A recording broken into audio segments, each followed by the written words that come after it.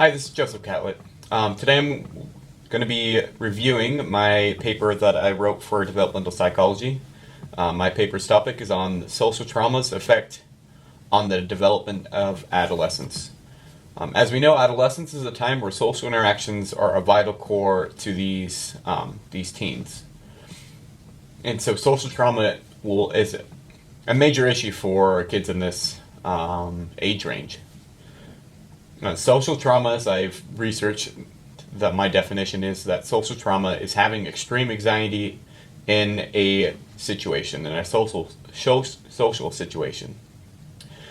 These situations can happen because adolescents are still learning social cues. When adolescents are working with each other or working in an environment with each other, they miss these social cues. These social trauma events can be different per teen. They can be different for how they experience per teen. For some examples that teens have used to talk about their social trauma experiences were examples like these. I was excluded from games or activities by other candidates, other children or adolescents. I have been laughed at in the presence of other children. And also other issues that come up to cause social trauma is social ostracism, which triggers the same feeling of pain in the brain. Social ostracism is the event of a student or a kid being left out of a group. And this can happen online as well, as students are moving to online in this time and day and age. And as students experience these traumatic events, this triggers for kids, depending on what area it is. So when they return to that area, they have this event repeated in their minds, which can cause the same trauma as it had the original time. If this trauma keeps persisting and keeps happening, children can develop social anxiety disorder. And this social anxiety disorder is the third most common mental health disorder behind substance abuse and depression.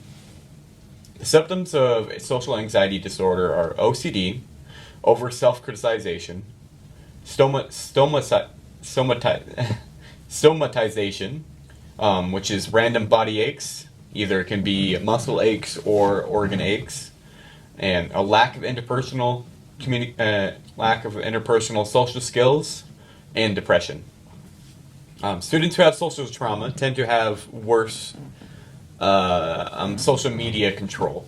When a student with social anxiety disorder is online, they tend to use their social media to look at what others are doing and seeing a more positive light of what others are doing.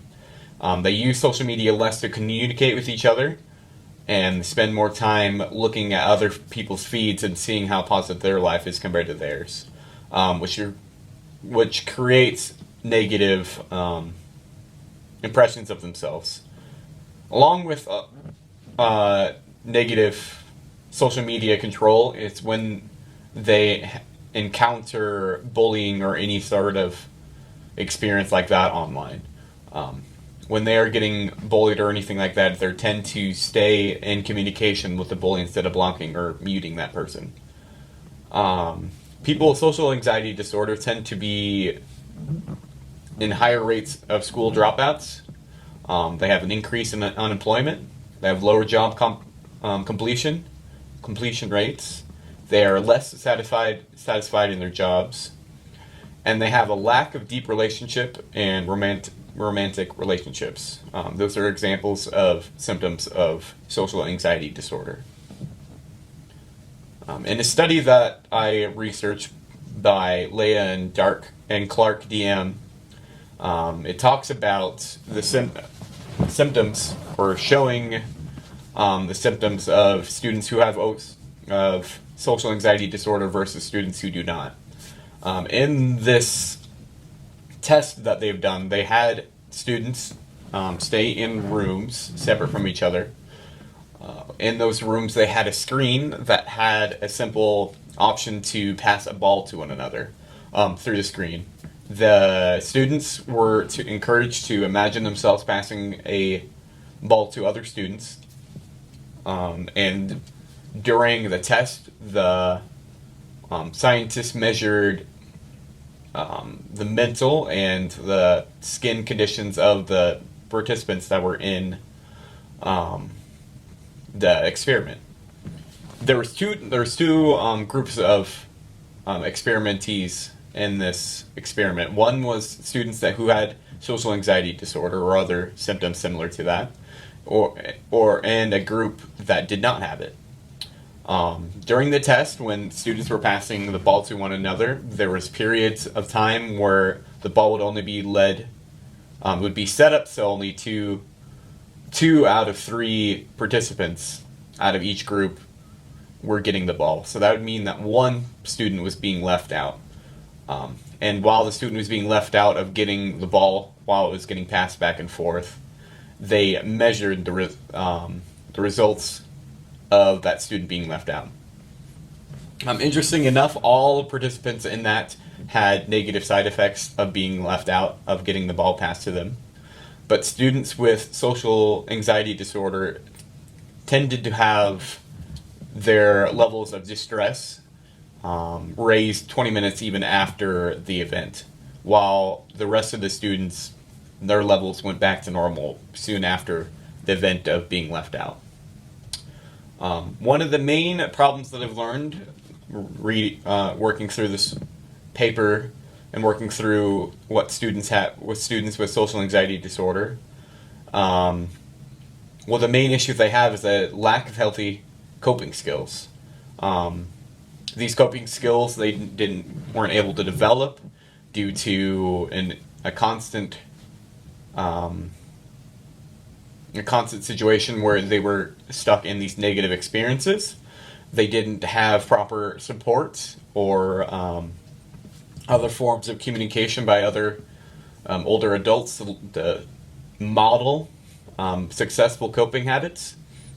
And when these students have these negative and they don't have developed their coping habits for social interactions, this will lead into adulthood. And the only way that it will continue to be in adulthood until it's treated. When we look into seeing students who were able to have more of a positive result or able to cope with social trauma, these students tend to have more supportive relationships than students that didn't. Couple of the biggest relationships that worked to help students cope with social anxiety disorder were relationships between their teachers and other student to school faculty relationships. When treated or when interviewed, students noted that these relationships were stronger even than friendships or family relationships in helping to learn how to cope with social skills.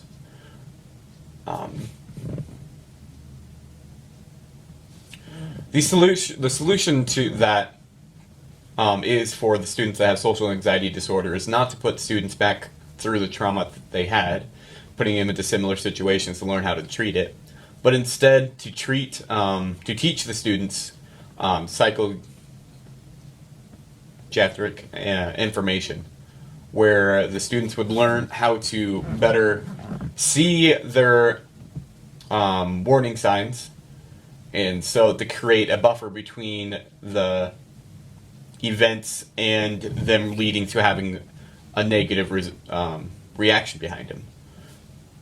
And these treatments, they last over several months. The treatments are different for each student, for each subject, because some students take a faster time to cope than others. But through this teaching of coping, there's multiple events that they're taught about. One is learning how to see that their issues are coming from certain events. The second one is part is giving students the time to work through their social trauma, because if they do not work through their previous social trauma events, they'll struggle to have the symptoms leading into adulthood until it is covered or it's worked through. So the solution for these students is to be able to be taught how to work through their symptoms instead of force through their symptoms instead. But not all students will have the symptoms that create social anxiety disorder. If they're given the proper support, and if they are the symptoms and the situations that were treated before, they reoccur to create an internal traumatic event for students, social anxiety disorder can be averted. It's important to look for these warning signs into students if we are in fields that will be directly connected to these students. Teachers and other student faculty have a higher chance to see these, and as study shows, they have a higher chance to help prevent these situations from happening in adolescence.